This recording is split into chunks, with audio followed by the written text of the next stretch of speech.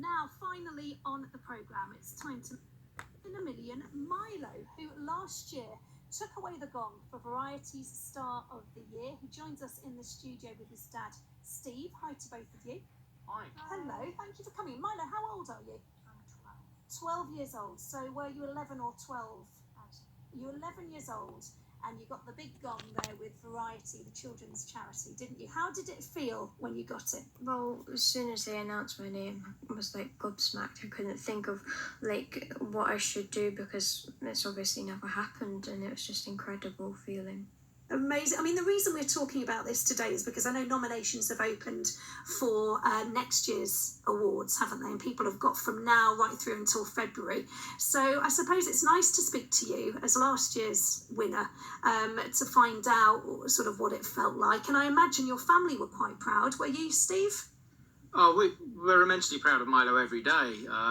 Him winning that particular the award was a massive shock to us and a huge surprise. Milo was nominated as young carer, a star as a young carer, and he won that particular category, which me and Rebecca were massively shocked by. And then he went on to actually win the whole thing as well, out of all the categories. And Milo gave an incredible moving speech at the end of it, basically just saying that he didn't think he deserved to win, and everyone else deserved it more than him. So, and the whole place was just in tears. It was a very, very emotional moment. You mentioned Rebecca there. I imagine that's Milo's mum, who he cares for. Is that right? Yes, Milo has done some phenomenal caring for Rebecca. Rebecca's paralysed. She's from the waist down.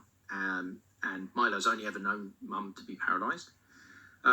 Just to give you an example, a couple of years ago, I was out at work, and when Rebecca was getting out of her car into her wheelchair slipped, and she fell, and she couldn't get up, and she couldn't get to her phone.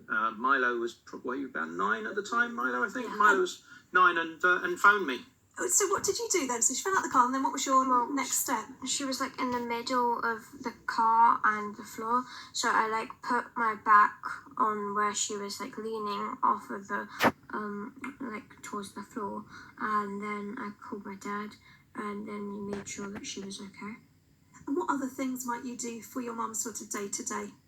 Well, for instance, if she went out shopping, I could help her with like the shopping bags, because it's quite difficult for her to hold it when she's like pushing on her wheelchair, because we have a ramp up to our home, and like it's if my mum's like pulling the bags with her chair can tip backwards, and well, there might be another accident, which we don't want to happen.